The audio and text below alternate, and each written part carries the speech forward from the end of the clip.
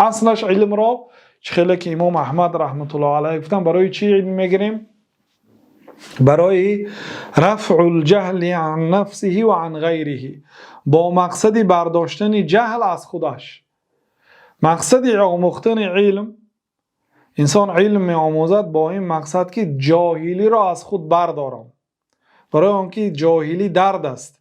پیامبر علیه السلام گفتند که انما شفاء العی السؤال، شفای نادانی سوال است. گفتم شفای نادانی سوال است. بنابراین امام مجاهد خیلی که در صحیح بخاری آمده است که آدم متکبر و آدم شرم دارنده علم نمیگیرد. شرم دارنده شرم می‌دارد که در حضور دیگر طالب علم سوال دهند. از همین سوال دیگه مردم میخندند که همین هم نمیداند مثلا، یا برای سوال کردن عموما شرم داره. این آدم هم علم نمیگیرد. برای چی؟ یک چیز میخواهد در نزدش اشکال دارد، پرسیدن به شرم میدارد، همین خیلی میماند، همین مسئله نمیداند حکمش. متکبر چی؟ متکبر هم یعنی کبر داره، او شرم نمیداره، او بی حیا هست.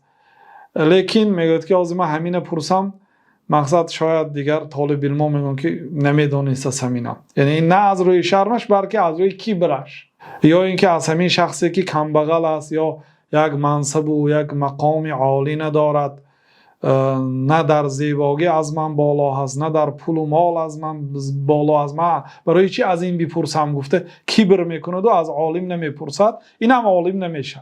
این امام مجاهد شاگرد عبدالله ابن عباس گفتن. خلاصه جهل نادانی هست، نادانی درد است و شفاش علم است، پرسیدن است.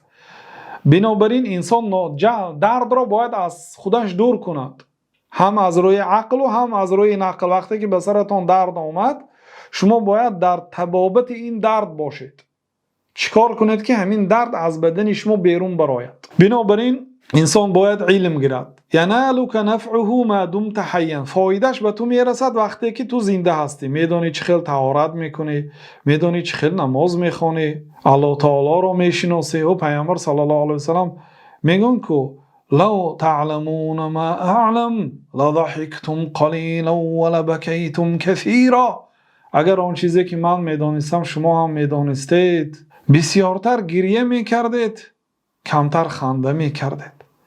در بعض روایت ها در کورپه ها با زن ها یعنی لذت برده خواب نمی کردید و به بلندی ها می برآمدید. تجأرون الی الله، به سوی الله تعالی از صدق دل مناجات و تضرع می کردید. اگر من میدانسته که چیز شما میدانستید. یا یکی در بعض لفظ ها آمده است که لو رأیتم ما رأیتو، اگر شما میدیدید آن چیزی که من دیدم، بسیارتر گریه میکردید و کمتر خنده میکردید. و ما رأیت یا رسول الله، شما چرا دیدید یا رسول الله؟ گفتن که رأیت الجنة و النار، من جنت و دوزخ را دیدم. بنابراین وقتی که انسان علم دارد، از عقیده درست با خبر است، از احکام نماز و زکات و روزه و از هر کاری که میکند از آن با خبر است و از احکام دین و دنیای خود با خبر است، از علم خود فایده میگیرد.